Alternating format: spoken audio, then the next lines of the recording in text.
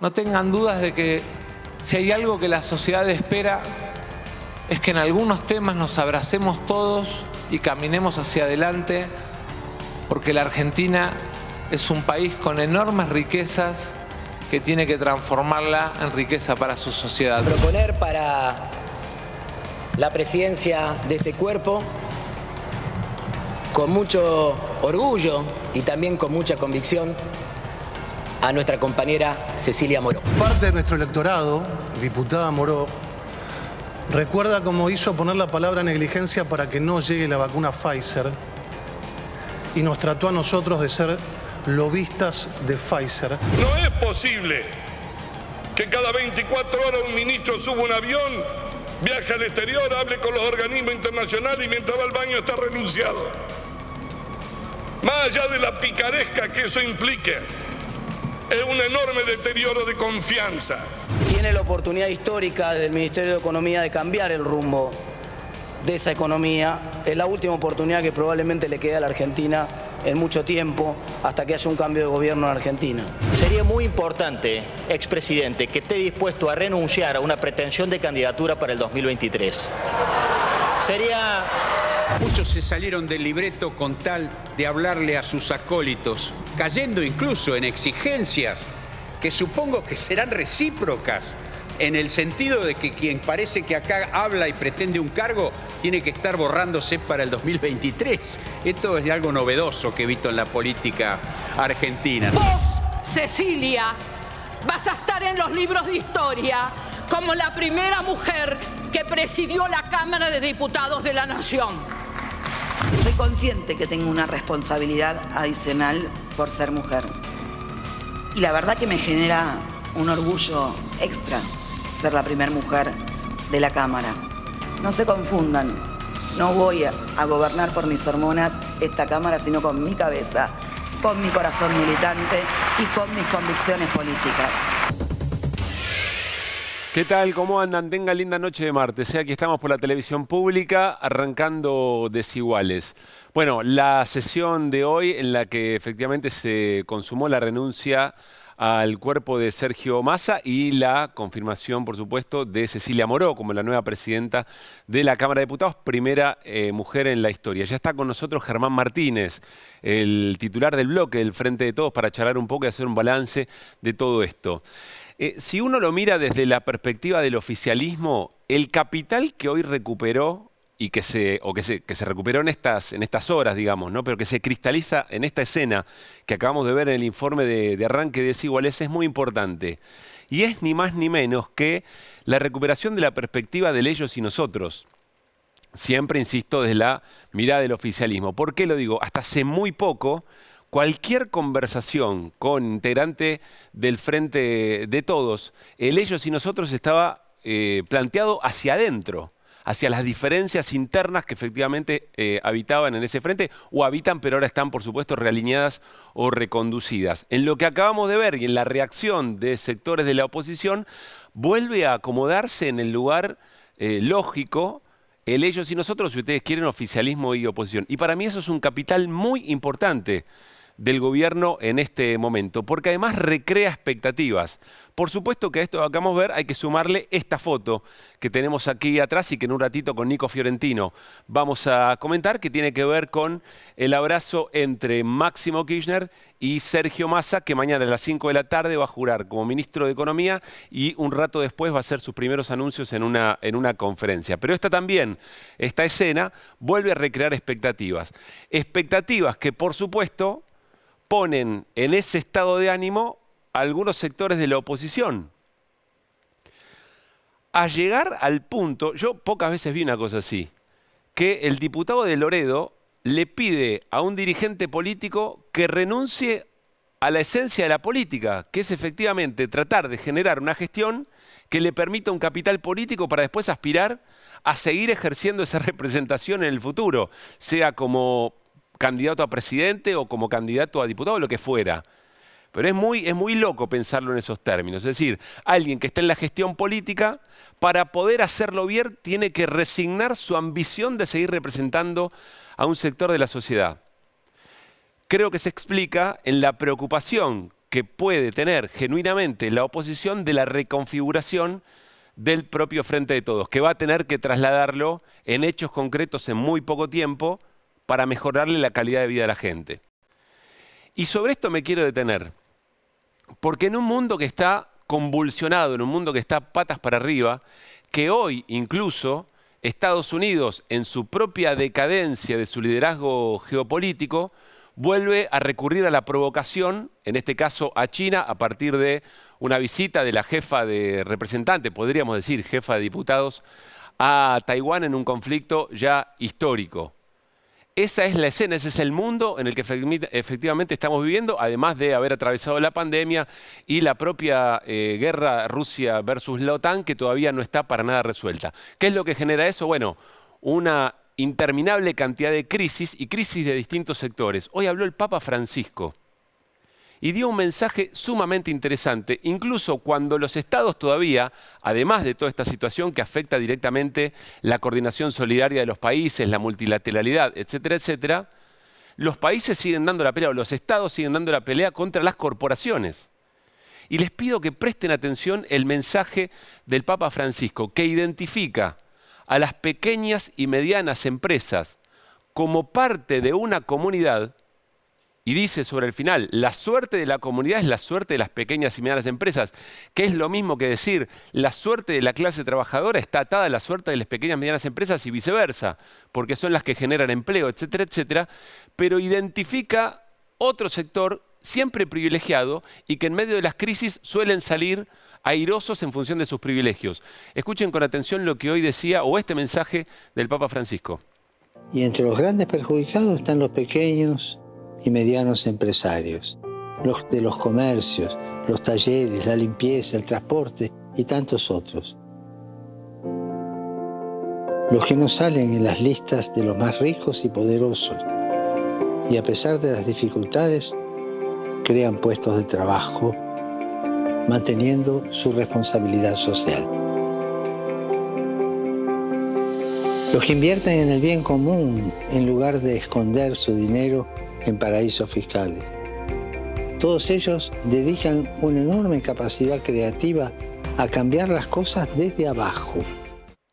El Papa Francisco en este mundo en una crisis sin precedentes, muy belicoso, muy sálvese quien pueda, lo que el Papa Francisco dice, y en el marco de la pelea de los estados versus las corporaciones, lo que dice el Papa Francisco, Sergio, es por abajo.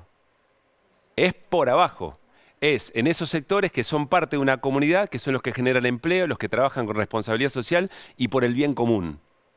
Versus aquellos que en cuanto tienen un mango lo sacan para afuera y cuyo beneficio y cuyo bienestar no está vinculado con el de la comunidad, con el de ciudadanas y ciudadanos de nuestros países y demás. Así que me parece un mensaje muy interesante. Juega el Papa Francisco, ¿no? Uno puede tener las consideraciones que quiera, pero desde que asumió efectivamente su rol, ha tenido siempre una marca característica de crítica a aquello que se ha dado en llamar el anarcocapitalismo, en recuperación del rol de los estados y sobre todo de esos sectores, que son los que en esta locura que vivimos tienen que ser los principales beneficiados, porque de ahí se desprende, de abajo hacia arriba, se desprende el bienestar de las sociedades. Arrancamos Desiguales, nos vamos a nuestra mesa e insisto, programa libre de humo como siempre. Enseguida estamos charlando con el jefe de la bancada del oficialismo, Germán Martínez. Compañeros, compañeras, ¿qué dicen? ¿Cómo les va? ¿Cómo andamos? Buenas noches. Néstor Nazanico. Bueno, ¿qué vieron? 3N. Para Néstor Está muy bien, no lo había pensado. No está mal Triple pensado. N. Somos Para más mí, que un N. La triple N. Está más... Para mí lo de Loredo lo pensó mal. ¿Vos decís que quiso decir Está otra mal cosa? está mal hecha la ecuación. Porque él lo que dice es que si quiere, digamos, que si para administrar bien el actual, para generar confianza, porque él en su discurso habla de generar confianza, de renunciar a sus aspiraciones presidenciales para generar confianza en la actual administración. Y es como, a mí me generaría, en todo caso, más confianza alguien que tiene aspiraciones de continuar su propia gestión. Por supuesto. No alguien que, no, si total después me voy. Claro. O sea, está mal, pero yo insisto, lo que está mal asesorado para mí, ¿eh? La idea, tenés razón, pero la idea que encierra es una idea muy loca de la política o muy típica de la antipolítica, que es que la aspiración política es de por sí una mala palabra y nunca tu aspiración política va a poder ir de la mano de una buena gestión. Es otra cosa. Ayer hubo algo que pasó por alto. Se pasó por alto un tuit de Fernando Iglesias en el cual decía que estaba enojado con el Círculo Rojo.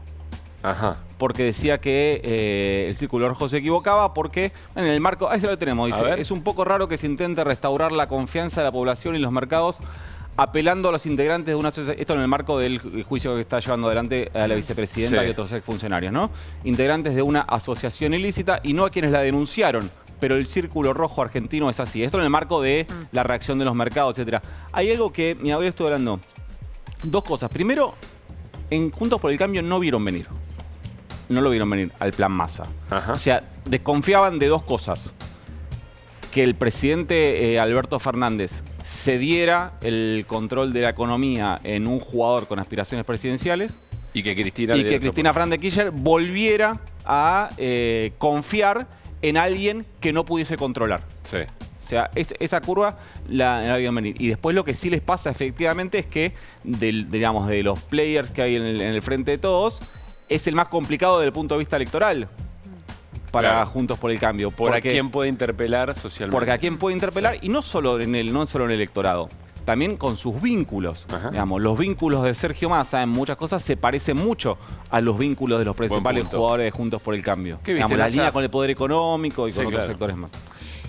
Primero, sumado a lo que decía Nico, el tuit de Fernando Iglesias, entiendo también se enmarca en las declaraciones que había hecho en su momento el titular de la UIA, ¿no? De la Unión Industrial Argentina, Daniel Funes de Rioja, diciendo: creo que la oposición no está lista para gobernar en 2023, ¿no? Hablando de Círculo Rojo, me parece que podría asociarse también, por lo pronto, a esas declaraciones. Y después Esa teoría es interesante porque lo que dice es, mientras hay algunos que están queriendo adelantar un cambio de mandato, etcétera, etcétera, nosotros lo que vemos es que acá hay que conducir efectivamente esta situación para que eventualmente después alguien esté mejor preparado, pero no que esto se vaya a un descalabro total, porque del otro lado no hay nadie para conducir este barco. Bueno, y en ese punto también me llama la atención, o es notable como no solamente de Loredo, sino veíamos en el resumen un par de diputados más también criticaban a Sergio Massa y su posibilidad o su aspiración candidateable a 2023, sobre todo porque hay varios que quieren que el gobierno termine mal o que termine muy mal, ¿no? Que tenga el peor final. Entonces, me parece que sí, como dice Nico, era lo que no se esperaban venir, porque al fin y al cabo, Massa, en caso de que llegara a candidatearse, pareciera ser ese punto medio entre un Alberto Fernández debilitado, que funcionaba como esperanza primero en 2019 y terminó siendo un presidente debilitado, y el núcleo de lo kirchnerista. Entiendo la lógica. A mí, pensar en el 2023 me parece ciencia ficción en este momento, pero entiendo, lo que pasa es que una cosa... Juntos por el Cambio sí está pensando en 2023. Vos tenés que poner el ojo en otro lugar. El problema es que el gobierno esté pensando en 2023 sería un error. Que todos piensen en 2023 porque las elecciones son una instancia muy importante de la democracia. Lo que quiero decir es tratar de imaginar hoy cómo va a ser ese escenario en los alrededores del 23. Eso está bien, pero pensá en otro lugar. Vos sos Horacio Rodríguez Larreta. Hiciste hace 40 años que haces política. Tu máxima aspiración en tu vida es ser presidente de la nación. Estás a un año de disputar el partido más importante de tu vida. ¿En qué querés que esté pensando? ¿En Racing? No, está bien, pero entiendo que Massa también lo esté pensando, porque obvio. Es equiparable, no me parece mal. Lo que digo es tratar de imaginar la escena hoy con tanto 2022 por delante. Eso es lo que digo, me parece un poco ciencia ficción. ¿Qué estás viendo? Lo que pasa es que nosotros, como laburantes o como ciudadanos, somos los que no pensamos en 2023 porque tratamos de llegar a la semana que viene, pero el que está por encima y el que está diagramando esto, bueno, tiene cierta lógica que esté especulando con ello. Y es su responsabilidad también. Néstor, ¿qué ves? Que esta expectativa que ha generado Sergio Massa en el Círculo Rojo o en los sectores de poder, incluso en la oposición, tiene su correlato también en el Poder Judicial. Hoy se reunió por primera vez desde que se generó toda esta historia, y además porque también terminó la feria judicial, la Corte Suprema. Y la Corte Suprema tiene en ambos lados de su división, digo, el lorenzetismo y el rosatismo, también tiene una mirada de expectativa positiva sobre Sergio Massa. Le han hecho llegar un mensaje, que es diálogo sí, injerencia no. Pero una cosa va de la mano de la otra. Si vos tenés buen diálogo, la injerencia sale sola. Pero espera, yo si fuera ejecutivo hoy, diría, bueno, lo mismo para vos. Tal cual, sí, injerencia no. Tal cual. Pero además una cosa, insisto, una cosa va de la mano de la otra. Si Bien. yo tengo buen diálogo con vos, te puedo pedir una gauchada. Ahora, si te voy a tirar con munición pesada y no me pidas nada, por no te lo voy a dar. Sí, Bueno, perdón, Pablo. sí.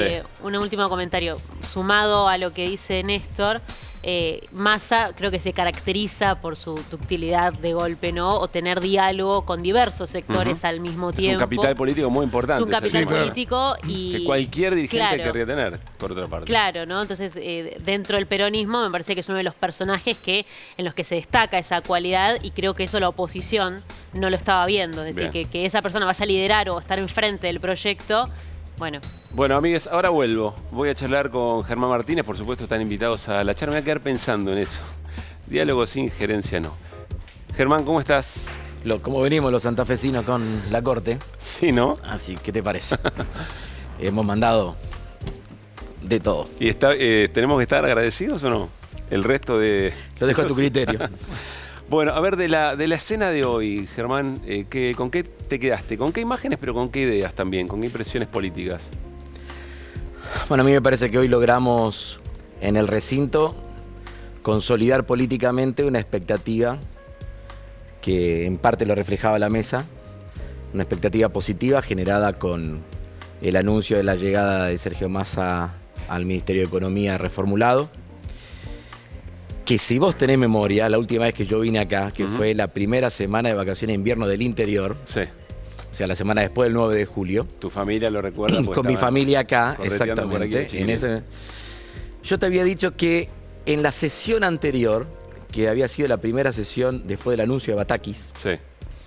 El solo hecho de que se empezara a recuperar el diálogo político dentro de nuestro espacio, entre las principales referencias, ya estaba poniendo nerviosa a la oposición. Y lo que hoy nosotros logramos consolidar en el recinto fue, además de tener la oportunidad formalmente de aceptar la renuncia de Sergio, de formalmente ya tener a Cecilia Moro como presidenta de la Cámara, me parece que logramos transmitir un mensaje hacia la vida institucional política en la Argentina de que el Frente de Todos está de pie para enfrentar los desafíos que vienen, ¿no? ¿Y vos viste una oposición mostrando esa preocupación? La vengo viendo y te insisto, en aquel momento te lo dije, Sí. Me parece que sobre un espacio político. Pero en esto escuchamos de Loredo, de Wolf. Sí, pero hubo de todo. También a veces normalmente los recortes uno los hace sobre los discursos más disonantes, ¿no? Sí. Me quedo también con la postura, por lo menos no obstructiva, de Mario Negri en la Cámara de Diputados, obviamente de sectores vinculados al interbloque federal y al interbloque Provincias Unidas que nos acompañaron en la votación y en la elección de Cecilia. Ha habido de todo. Por ahí lo de Wolf y lo de Loredo fue lo más disonante, inclusive en algunos casos rayando. En el mejor de los casos podríamos estar hablando que de Loredo quiere proscribir políticamente a Massa. Me llamó la atención esa... Bueno, ¿qué pero... crees que quiso decir o qué es lo que expresa más allá de cómo lo haya podido comunicar? Bueno, a mí me parece que un espacio del Frente de Todos fortalecido, sí, con una referencia fuerte en el área económica, con un espacio parlamentario que no exento de tensiones como lo pudimos tener y de discusiones, estamos firmes juntos tratando de aportar para adelante, es para la oposición una señal que por lo menos la corre de eje, ¿no? Y yo creo que en este momento no terminan de captar en dónde va a estar la sociedad mirándonos en poco tiempo, ¿no? Yo, además de los números generales, me gusta mucho seguir por el lugar donde vengo, la provincia de Santa Fe, la ciudad de Rosario, seguir mucho la micro, ¿no? Vos hablabas de las pymes y del Papa, que el Papa está en un momento desde el punto de vista de su aporte intelectual de primer nivel, ¿no? Pero cerrándote paréntesis, a mí me parece que hoy hay, además de la cuestión financiera, los grandes números que miran con expectativa la llegada de Sergio Massa al gabinete, también se ha serenado la micro, que estuvo 30, 35, 40 días severamente afectada por la corrida cambiaria de la cual fue víctima nuestro gobierno. Bueno, vamos a ver qué pasa después de los anuncios de Todos así, mañana. todo ¿no? es probablemente día por día, minuto a minuto. Pero hay una sensación, te digo, pequeños corralones que andaban sin que no estaban vendiendo vuelven a vender, los precios no se han modificado demasiado en ese sector, inclusive el cemento está más barato que lo que se estaba vendiendo la semana pasada. Hay en otros lugares que se está recuperando el provisionamiento. Tenemos algunos sectores que realmente hay que mirar muy de cerca, porque nuestro gobierno ha hecho un enorme esfuerzo, por ejemplo, para restringir el ingreso de juguetes extranjeros, juguetes importados, y bueno, la industria nacional del juguete ha aumentado mucho los precios, en la previa al Día del Niño, en el tiempo previo, esas cosas las tenemos que empezar a mirar con mucha contundencia. Estamos teniendo problemas en un montón de cosas, pero me parece que está empezando a darse una mayor estabilización, no solamente de las variables más macro, sino principalmente un poco más de serenidad en los que importan, las pymes, los comercios, las cadenas de proveedores locales, regionales, etc. Nico. Germán, lo que te voy a decir no te va a resultar nada novedoso. Los mercados suelen reaccionar más favorablemente ante expectativas de autoridad que ante expectativas de expansión del gasto. Es lo que pasó con Sergio Massa. Teniendo en cuenta eso, los proyectos que están en el Congreso y que implicarían un crecimiento del gasto público, ¿qué crees que puede pasar? Bueno, sí, también lo hablamos la última vez que yo estuve aquí y específicamente, ¿te acordás? Lo hablábamos sobre el salario universal. Sí. Y yo decía que independientemente de mi mirada positiva, prima facie sobre el proyecto, yo te decía en aquel momento que había que pensar cómo definíamos los universos, cómo definíamos los montos de transferencia de ingreso y cuál era la fuente de financiamiento de todo eso. Eso, acordate, yo te dije, lo importante que nosotros podamos poner en discusión estas cosas es que generan otras iniciativas y otros proyectos. Sabemos que hay otros colegas, senadores, diputados que están pensando distintas ideas. Así que me parece que eso es de por sí un elemento positivo. Está claro que vamos a tener en Sergio Massa alguien que está muy sobre los temas. Muy sobre los temas. Lo conozco en la Cámara de Diputados y no, te diría, no se le escapa una, ¿no? Y me parece que va a estar mirando cada una de las situaciones. Tenemos una gran ventaja nosotros que tenemos buen diálogo con él. Hoy lo dijo en la Cámara de Diputados. Voy a venir 1 y 100 veces a tratar de charlar con ustedes y a sacar los proyectos que hagan falta. Me parece que esta ida y vuelta entre el Congreso y una referencia fuerte en el área económica, me parece que ha sido una decisión correcta del presidente de la Nación. Y una pregunta que respondes siempre, porque todo el tiempo estamos obligados a hacerla, que es con una oposición que no te vota a favor ni la presidencia de la Cámara. ¿Cómo haces para tratar otros proyectos? Sigo trabajando y seguimos insistiendo. ¿Por qué? Porque me parece que hoy la oposición encontró en la abstención, a veces somos injustos, insisto, estamos hablando de Juntos por el Cambio, ¿no? Sí. La oposición de Juntos por el Cambio encontró en la abstención una forma de mantenerse unificada en una posición. Si cada uno hacía lo suyo, había algunos que querían votar a favor de Cecilia, otros que querían rechazarlo, otros que querían abstener. Me parece que fue un lugar, una zona de confort que encontraron para poder transitar la sesión de hoy. De todas maneras, insisto, para mí, yo reivindico la predisposición a que nosotros podamos avanzar con la definición de la presidencia en manos de Cecilia Moró, obviamente a partir de que los bloques opositores también ayudaron y no obstaculizaron la conformación de la sesión. Ahora te vamos a preguntar por Cecilia y sus características, pero voy a invertir la pregunta de Nico. Sí. Si efectivamente todo proyecto en función de un relanzamiento económico del gobierno que implique más gasto, imagino que va a tener una revisión muy especial. Cuando vos hablas de la caja, además de hablar de los gastos, hablas de los ingresos. Hay proyectos dando vuelta que efectivamente lo que sostienen es, bueno, veamos de dónde o afectando a qué intereses podemos tener mejor recaudación, siempre pensando en que pongan más los que más tienen. En la agenda legislativa construir a partir de ahora y con este relanzamiento político, ¿eso puede tener lugar? ¿Por qué no? ¿Por qué no?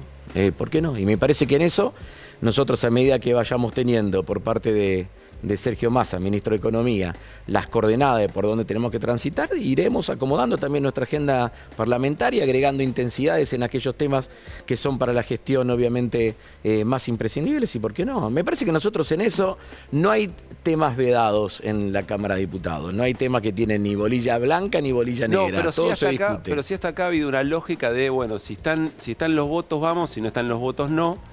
Y a veces se reclama la construcción de una épica, a nadie le gusta ir a perder, ni mucho menos hay proyectos que si los perdés después tenés que tardar mucho tiempo en volver a recuperarlos. Pero sí se reclama, bueno, que algunos marquen agenda, que construyan épica, que se genere una movilización popular alrededor de renta inesperada y con esa voluntad, con esa fuerza y a la Cámara. La pregunta es si con Massa ahora en este lugar, eso puede tener mejor perspectiva de ser tratado. Hay que ver. No tengo una posición cerrada esa. También me permitiría discutir en esto de la épica. A ver, nosotros anunciamos renta inesperada y tampoco que las calles se llenaron. Hay que convocarlas. Digamos, ¿no? Bueno, está bien. Entonces hay que convocarle y hay que convocarlo en función también de determinados objetivos concretos y determinados objetivos de que sean posibles de llevar adelante. Yo lo de la épica y hasta dónde se puede avanzar en un determinado momento, a mí me parece que estamos tratando de ordenar una situación que hace 45 días, desde que hubo un grupo de diputados opositores que empezaron a plantear que nosotros íbamos a entrar en default en pesos, nosotros estamos tratando de acomodarnos a esa situación. Después de eso vinieron las dudas sobre la emisión de deuda argentina, la duda sobre la acumulación de reservas en el mes de junio, la salida de Guzmán, todo lo generado en la primera y segunda semana de Silvina Batakis alrededor de la especulación y la corrida cambiaria contra el peso. Digamos, ha habido una cantidad de situaciones que nosotros necesitamos decir, paramos la pelota, hasta acá llegamos y empezamos a distribuir el juego nuevamente. Me parece que en las próximas horas, a medida de que Sergio vaya anunciando la hoja de ruta, vamos a poder ir encaminando todo en el mismo sentido. ¿Nasa? No, volver a preguntarte, a ver, hoy en día lo estamos viendo a Sergio Massa como empapado de poder político, un buen acompañamiento en la salida de la Cámara de Diputados, ayer una foto con Cristina Fernández de Kirchner, digamos, hay un buen comienzo, ¿no? Hay un espaldarazo político a la asunción de Sergio Massa. Ahora, ¿qué factores pueden hacer debilitar a Massa? ¿Qué te parece que podría llegar a desgastarlo a Sergio Massa? Yo te lo expresaría al revés, permitime expresártelo por la positiva. Sí. Me parece que Sergio necesita, después de esta designación, donde, como vos decís, se dio no solamente la designación por parte del presidente de la Nación, sino el encuentro con nuestra vicepresidenta Cristina Fernández de Kirchner, lo que hoy se dio en el Congreso, la posibilidad también de que, bueno, Cecilia Moró también expresa políticamente el espacio de pertenencia dentro del Frente de Todos, que es el Frente Renovador, el espacio de Sergio Massa. Una cantidad de situaciones que se han dado en estos días, nosotros tenemos que tratar de darle aire político a que todo eso se pueda consolidar. Para eso necesitamos, de parte de nuestra, un trabajo en equipo más mancomunado que nunca, más aceitado que nunca. Tratar de ponernos espalda con espalda, ¿no? Tratar de tener muy claro ese panorama para que nosotros podamos seguir avanzando. Nada es de un día para el otro. Yo el otro día lo dije, entiendo la idea esta de hablar de superministerios y superpoderes, pero acá lo que tenemos hoy son súper responsabilidades y Sergio ha estado dispuesto a dar ese paso de asumirla por pedido del presidente de la Nación y me parece que eso es un elemento importante. Nosotros lo tenemos que fortalecer todos los días tratando de que al menos en el espacio que nosotros compete, que es la Cámara de Diputados, él cuente no solamente con el acompañamiento, sino también con la defensa de cada una de las iniciativas que vaya planteando. Néstor. Sí, ahora desde el punto de vista de la expectativa política, donde había una expectativa negativa, el oficialismo consiguió revertir esa imagen y generar desde el viernes pasado, una expectativa positiva.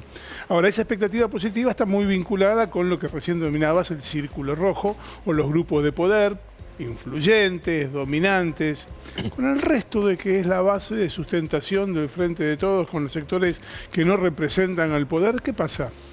¿Esa expectativa está generada? Yo te digo que es una expectativa que existe en mucho más espacio de lo que vos pensás. Te digo, no estamos hablando solamente del círculo rojo. Te digo que todo, después de lo que vivimos en estos últimos 35, 40 días, todo el entramado PYME está mirando atención. Vos tenés vínculo permanente con todos ellos, sabemos los problemas que tienen, los problemas que ha habido, pero ahí hay una gran expectativa. En mi provincia, la situación principalmente de las pymes y de las medianas empresas industriales, hay una muy buena perspectiva respecto a eso. Y esos son cuando el Papa habla del entramado que significan las pymes para la distribución del ingreso, nosotros le podemos decir que son elementos centrales y van el tiempo para atrás.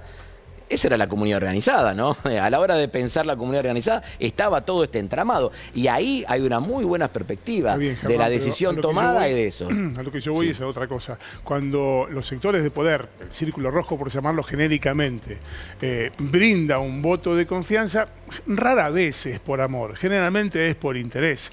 El otro sector sí brinda apoyo por amor. A ese sector, ¿te parece que le están llegando? ¿O están generando esa expectativa? Sí. te lo digo que sí.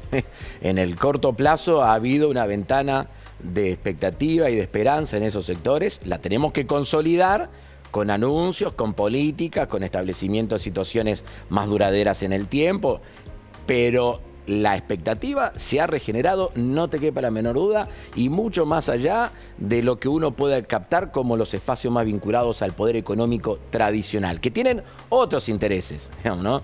Pensemos solamente en algo que ha pasado, ¿no? Del 1 de julio hasta la llegada de Sergio Massa, llevar el Blue a 350 pesos, en 2 jornadas que se bajen 75 pesos el Blue, hoy tuvo un leve ascenso nuevamente, pero estamos hablando que claramente estuvimos en presencia de una corrida especulativa contra el peso, ¿no? Entonces, hay algunos que juegan otro partido. Ahora, los que están apostando por la producción y el trabajo, te aseguro que hay buena expectativa en la llegada de Sergio. Germán, última pregunta. ¿Cuál es la virtud que más destacás de Cecilia Moró para conducir la Cámara y si ya hay un reemplazo al rol que tenía Cecilia en el bloque?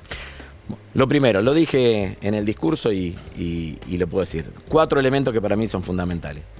Reivindica la militancia política. Es una militante política. En estos tiempos que está tan en cuestionamiento la actividad política y la militancia política, Cecilia representa los valores más nobles de la militancia política. Segundo, es un claro exponente del Frente de Todos. Ella ha sido una constructora permanente de este frente, inclusive en momentos difíciles, el tiempo de la pandemia, el tiempo donde nosotros tuvimos que reemplazar la conducción del bloque. Ella acompañó con enorme lealtad a Máximo Kirchner, me ha acompañado con una presencia sistemática, permanente a mí en todos estos meses.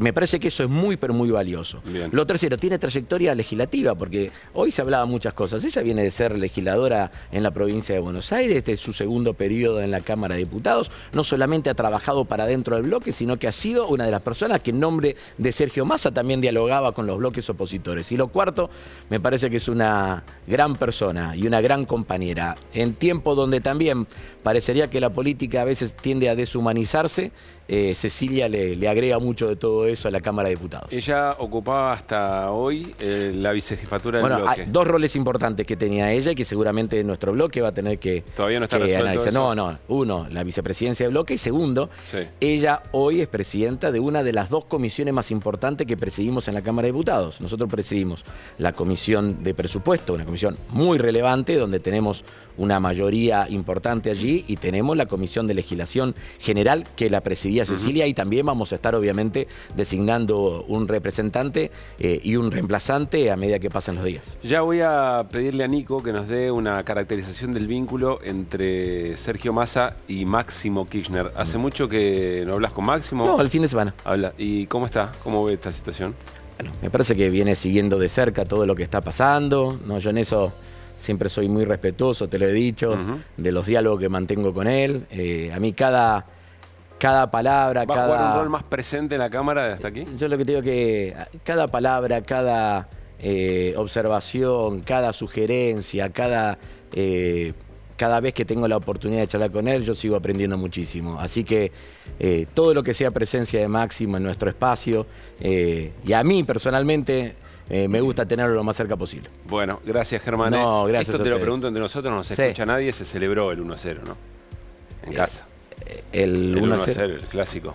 Sí, bueno, pero ayer estuvimos golpeados. Sí, ¿Sabés cómo se me reían los santiagueños? Sí, bueno. 3-0. Me cargaba encima que vienen tan de elecciones ahora los santiagueños en los municipios. Hoy me miraban y lo de Central Córdoba fue bravo ayer. La pasamos mal. En la familia, sí, pero después del clásico tenemos 10 partidos de changüí. En la familia de Germán Martínez hay 3 varones de Central y mamá de Newell's. Y mamá de Newell's. Bueno, hay que respetar también. No, obviamente. Gracias, Germán. Chao. Que pase bien. Bueno, nos vamos con Nico a la caracterización de la relación entre Sergio Massa y Máximo Kirchner. A partir de la foto de hoy, Nico, también, ¿no?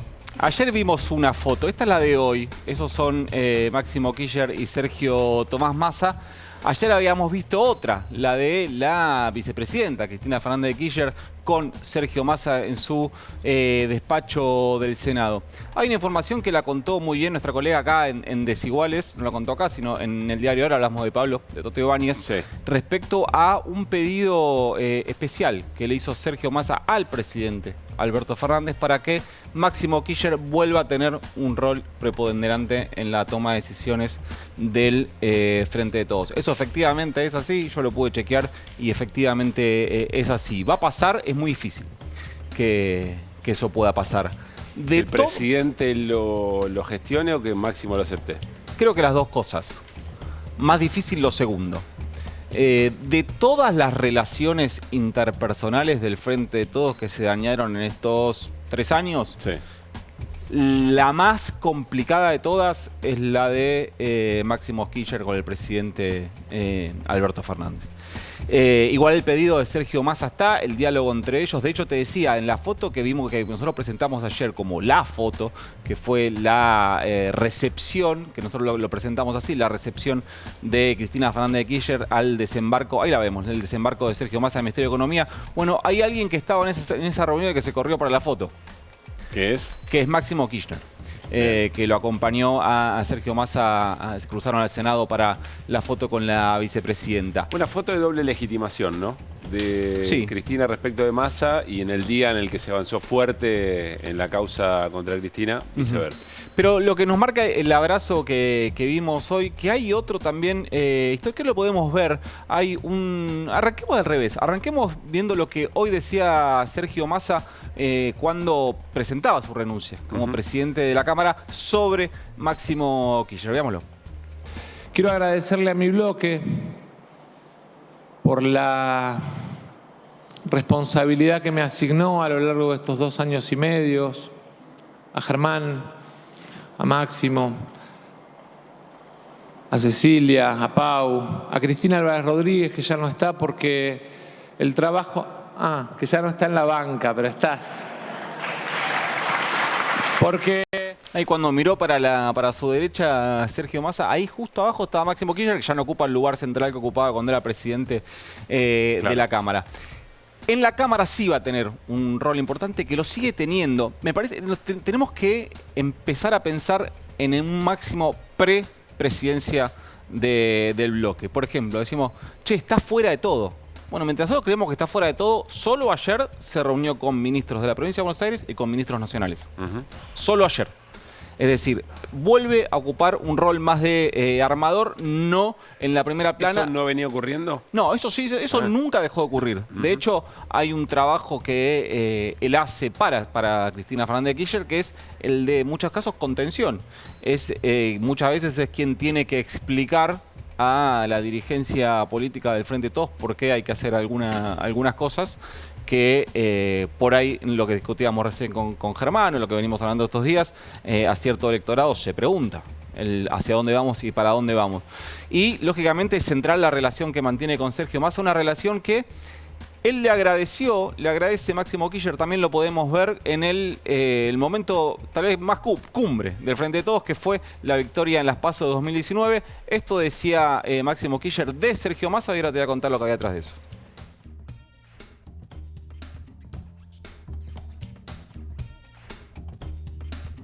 Bueno, ahí está, le agradecía, marcaba la importancia que era el representante de la verdadera unidad. Bueno, quien trajo a Sergio Máximo Massa decía que Massa era la representación de... Era la representación del trabajo que se había hecho para gestar el Frente de Todos. Que Sergio Massa hoy sea el superministro es porque Máximo Kirchner lo trajo al Frente de Todos, una relación que empezó no en 2019, no en 2018, en marzo de 2017 empezaron a hablar. Una relación que empezó con una serie de asados y que tuvo tal vez su primera experiencia de acuerdo cuando, por ejemplo, la Cámara de Diputados resistieron o intentaron resistir la reforma previsional, la reforma laboral y la reforma impositiva. Es decir, resumiendo entonces, hay un pedido concreto de Massa al presidente de que Máximo vuelva a ocupar un lugar en la toma de decisiones. Eso que parece muy difícil. No le es mucha vía, pero sí un rol muy activo en la Cámara de Diputados. Bien. En la Cámara de Diputados, de hecho, después de la reunión que tuvieron con la vicepresidenta, Máximo Kirchner y Sergio Massa se reunieron con la flamante presidenta de la Cámara de Diputados, Cecilia Moró. Gracias, Nico. Por favor. NASA, ¿cómo recibe el mercado a Sergio Massa? Como decimos, el mercado no es una entelequia, son en general hombres, ¿no? Hombres en general. Inversores de Wall Street, Sí. digamos, sector privado.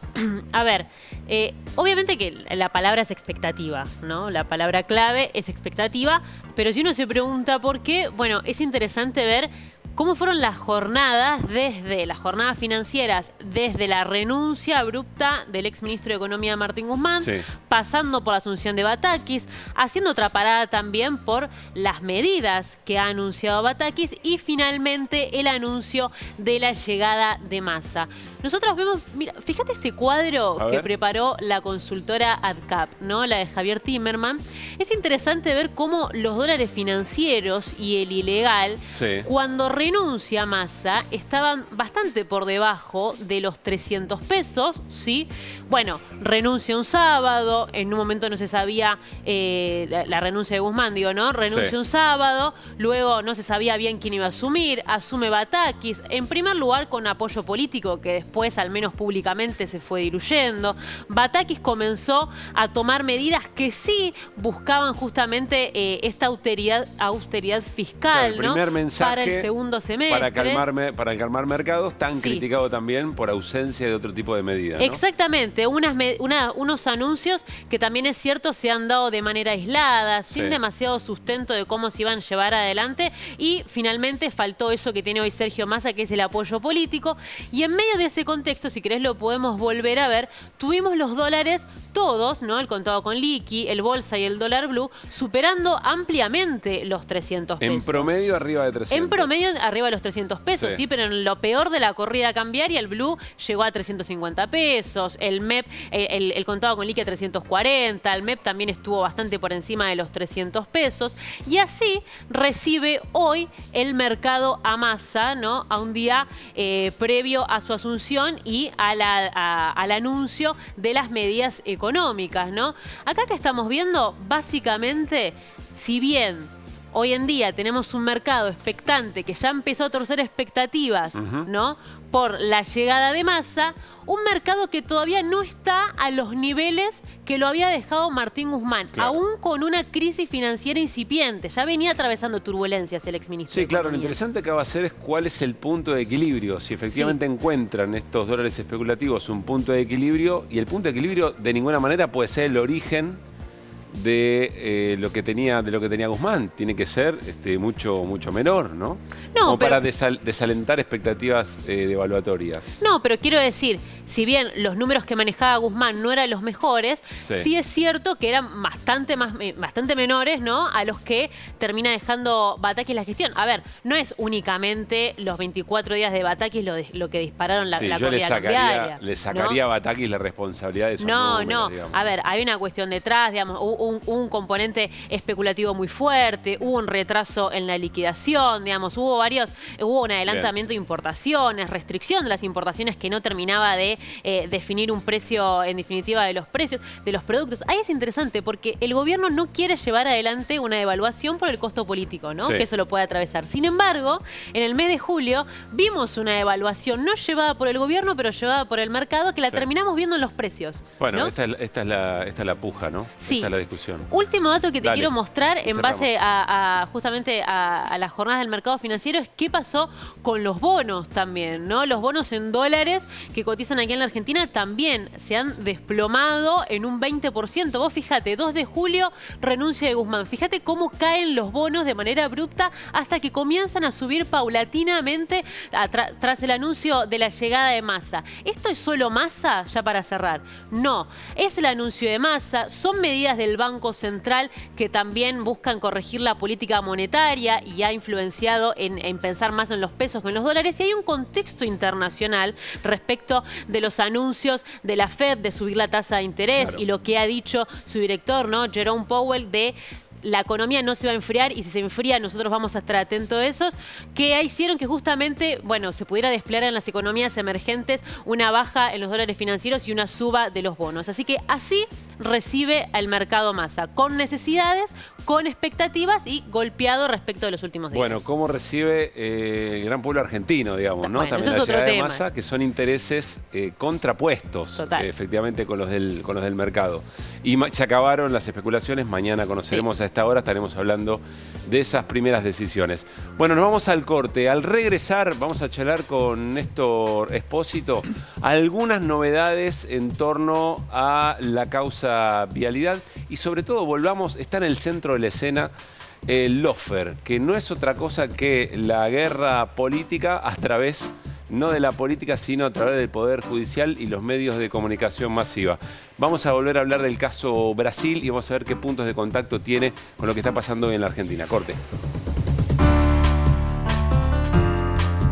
Néstor Kirchner, la presidencia de la Nación, y luego su esposa, Cristina Elizabeth Fernández, instalaron y mantuvieron en el seno de la Administración Nacional y Provincial de Santa Cruz una de las matrices de corrupción más extraordinarias que lamentablemente y tristemente se hayan desarrollado en el país. Había que condenar a un gobierno, el de Néstor Kirchner, que desendeudó al país. La finalidad de esta asociación consistió en la detracción de fondos del Estado para un beneficio particular o de un tercero, y para la cual se eligió el siguiente medio. Se adjudicaron, mediante el direccionamiento, obras públicas viales en la provincia de Santa Cruz. Todas essas provas analisadas, como num quebra-cabeça, permitem formar seguramente a figura de Lula no comando do esquema criminoso identificado na Lava Jato. Cita o nome do Lula, cita o nome do Lula, cita o nome do Lula, se não citar não vale. Para traer al Fondo Monetario Internacional había que convencer que el que le pagó, que el que nos desendeudó era un chorro y que vino solamente a la presidencia de la República a robar y saquear el país. Eso es lo que hicieron. Y por eso estoy sentada acá. No estoy sentada acá por ninguna otra cosa. Y de la noche a la mañana se convirtió en empresario de la construcción a Lázaro Báez, amigo del entonces presidente de la Nación y socio comercial de este y de su esposa. No soy amiga de Lázaro Báez. Nunca fui amiga de Lázaro Báez. Nunca. Pero no voy a tolerar que se diga que porque alguien es amigo de alguien hay que condenarlo. Eso pasaba en la dictadura. Não teremos aqui provas cabais de que Lula é efetivo proprietário no papel do apartamento. Que me diga qual é o crime que eu cometi. Pelo amor de Deus, apresentem uma prova. Apresentem. Resulta ingenuo y atenta al sentido común de cualquier persona que una situación tan anómala, tan grosera, pueda llevarse a cabo si no es ideada, proyectada y promovida y direccionada desde los más altos niveles de gobierno. Seguramente este tribunal, que es un tribunal del lawfare, un tribunal que seguramente tiene la condena escrita, lo va a hacer, no me interesa. Y si esto a la vicepresidenta no le interesa, como dijo en su indagatoria, a este fiscal que representa los intereses de la sociedad, sí le interesa. A mí me absolvió la historia y me va a absolver la historia. Y a ustedes seguramente nos va a condenar la historia. Muy bien, hoy continuaron los alegatos en esta causa, la causa llamada vialidad. ¿Con qué novedad, Néstor? Esta maratón de 9 audiencias, cuando vos arrancás con mucho ímpetu, después vas regulando y sobre el tramo final le das de nuevo ese sprint para llegar a conmover, a ganar la carrera. Bueno, estamos en la segunda de las etapas. Mucho esta historia. Hoy se empezó a discutir sobre otra cuestión que es la falta de controles y el fiscal Diego Luciani decidió parte del protagonismo a su adjunto, al fiscal Sergio Mola. Vamos a hablar ahora de Sergio Mola por algo que pasó esta mañana. Bueno, Sergio Mola, ¿acaso por esto que pasó esta mañana? El ministro de Justicia, Martín Soria, exhibió una foto en la que en su juramento ante el procurador interino eterno, el procurador Eduardo Casal, aparece jurando ante lo que es la plana mayor de buena parte de Juntos por el Cambio. Aparece Patricia Bullrich, aparece Cristian Ritondo, aparece el fiscal general de la provincia de Buenos Aires y aparece también esa foto en la que se lo ve al fiscal Mola visitando en una reunión de 2 horas a quien presuntamente es el hombre que ideó toda la política judicial del macrismo, o buena parte de eso, que es Pepín Rodríguez Simón. ¿De qué estamos hablando hoy? Bueno, básicamente de todo lo que tiene que ver con la falta de controles, y de esa falta de controles se aprovechó ese hombre que veías ahí, Sergio Mola, para chicañar a la vicepresidenta. Le dijo primero que no fue magia, y después le dijo que nada de esto, de lo que él la está acusando, habría pasado si hubiera habido en su gobierno funcionarios que hubieran funcionado controlando la obra pública. Qué fuerte, ¿no?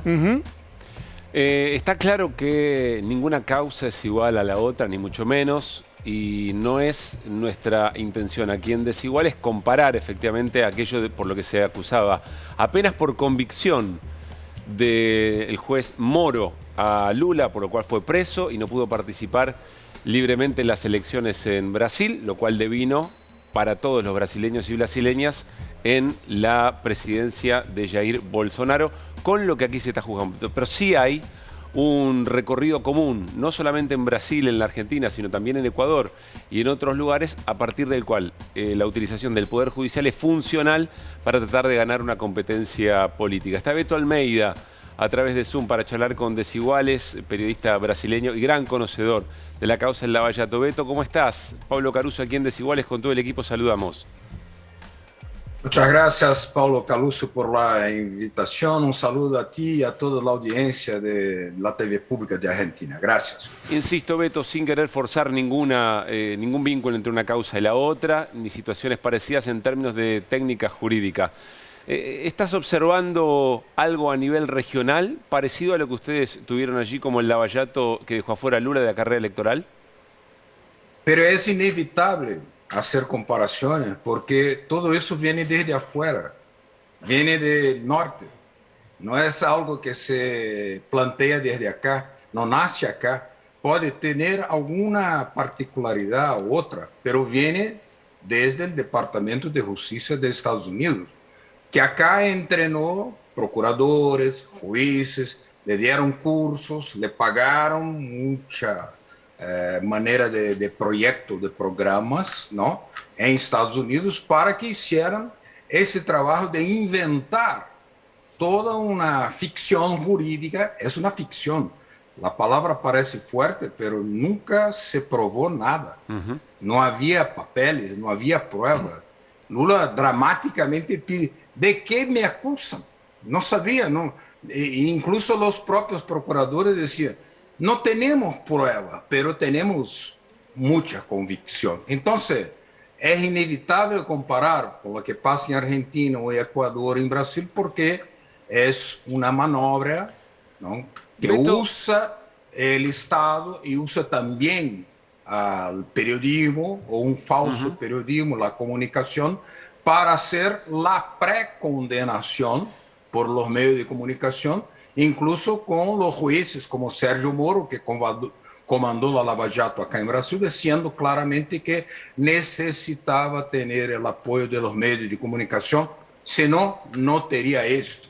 Es Beto, así. Beto, cuando vos decís aquí hay una coordinación clara y que proviene con línea directa del norte, del Departamento de Estado de Estados Unidos, ¿es una opinión, es tu análisis o hay elementos contundentes para probar esa sistematicidad? Hay elementos muy contundentes porque había la necesidad de cambiar determinadas leyes, había la necesidad de parte del norte de atacar determinados entes como la Petrobras, que es no solamente una empresa estatal, es la principal herramienta de desarrollo del país. De ahí deriva una serie de proyectos para la industria naval, la petroquímica, o sea, para generar empleo, para la tecnología, para inversiones en salud y educación a partir de la descubierta del petróleo presal. Y con eso también atacar las empresas que trabajan junto con Petrobras. O sea, la Lava Jato fue una guerra económica sin infantería, que causó millones de desempleados, que provocó un prejuicio espantoso en el país y provocó un gran retroceso productivo, tecnológico y además que políticamente representó la tumba de un gobierno de Dilma Rousseff y la prisión de Lula, que permitió, con la prisión inventada, falsificada, de acusaciones falsas, que Bolsonaro subiera al poder y tuvimos ese tremendo retroceso. Néstor. Que vamos a escapar de él, vamos a escapar de él. Beto, está instalado en una parte de la sociedad argentina la idea de que lo que está ocurriendo hoy con la vicepresidenta es un intento de proscribirla a futuro. Le pregunto por vía de hipótesis, ¿y si es al revés? ¿Y si lo que ocurrió con Lula fue consecuencia de lo que pasó en la Argentina antes y esto que está pasando ahora es en realidad una secuela de cómo medir la posibilidad de un próximo presidente? A Lula lo proscribieron para que no pudiera ser presidente. Y si Lula fue proscripto porque con Cristina no se pudo evitar que ella fuera la referente de un espacio político que con Daniel Scioli estuvo a esto de ganar las elecciones. Primero que hay particularidad que depende mucho de las relaciones políticas de cada país. Segundo, que hay una coincidencia que esas operaciones que yo llamaría de pedagogía colonial buscan vitimar personalidades como Lula da Silva, Cristina, que son dos grandes dirigentes de América Latina que protagonizan un desarrollo independiente, la autonomía, incluso la integración latinoamericana, que no le gusta para nada al imperio. Entonces, elige muy bien a quién quieren atingir. Pero hay que tener en cuenta que, por ejemplo, lo que pasó con Lula, de la anulación, porque una parte del sector dominante y poderoso de Brasil también se ha dado cuenta de que no había siquiera acusaciones y la Suprema Corte anuló por completo todas las acusaciones. Eso depende no solamente de cambios políticos, porque en aquel momento no había una situación políticamente favorable a eso, pero se fue viendo, incluso los ministros de la Suprema Corte, que se trataba de una burla, de una gran fraude, de un espectáculo grotesco, una caricatura de Beto, operación judicial. Algo nos llevó directamente al caso Lula ayer, porque el fiscal decía, bueno, con todo lo que estoy contando es de sentido común comprender que Cristina Fernández de Kirchner estaba al frente de esta asociación ilícita para delinquir. Y rápidamente nos fuimos al mayor argumento que tenía el juez Moro, que era su propia convicción. Es decir, ante la urgencia de prueba, él dijo, corregime, ¿no? Él dijo, es mi convicción la que me hace condenar a Lula. Exactamente. ¿Sí? Él no tenía pruebas. Por ejemplo, el departamento que había en el electoral a quien acusaban Lula, y Lula siquiera sabía de qué departamento era ese. Sí. No había nada. Incluso él podría haber comprado un departamento, tiene el derecho. Había un sitio, una chácara, que también se decía que era de Lula y que la escritura estaba en nombre del propietario, que no era Lula. Pero eso todo se fue formando porque, mire, el asesor de imprensa de Sergio Moro era la esposa del periodista que comandó los reportajes de la Operación Lava Jato en la TV Globo. Claro, en la TV Globo. Claro. Entonces, era más que un ensayo, era una campaña. Por eso creo que con Cristina, por su independencia, por su manera de actuar como dirigente de América Latina, respetada en el mundo, el imperio va a buscar tratar de hacer mucho daño. Beto, pero sabemos que la verdad va a transpirar y va a florecer claramente. Beto, de esta charla me quedo con otra cosa muy importante, que más allá de los nombres propios, el de Cristina o el de Lula, el objetivo es boicotear ciertas políticas públicas. Eso es lo que nos explicaste, ¿no? Sí, porque mire que la Operación Lava Jato atacaba directamente la Petrobras. Con la Petrobras se caía mitad de la economía brasileña, ¿entiende? Entonces, por ejemplo, las refinerías, los centros de tecnología, la compra de prospecciones, de herramientas de prospecciones, la industria naval petrolera, que hubo una recuperación tremenda, en los años de Lula y de Dilma también, con la operación Lava Jato, Estados Unidos miraba claramente, incluso ha capturado la Petrobras para la legislación punitiva de Estados Unidos.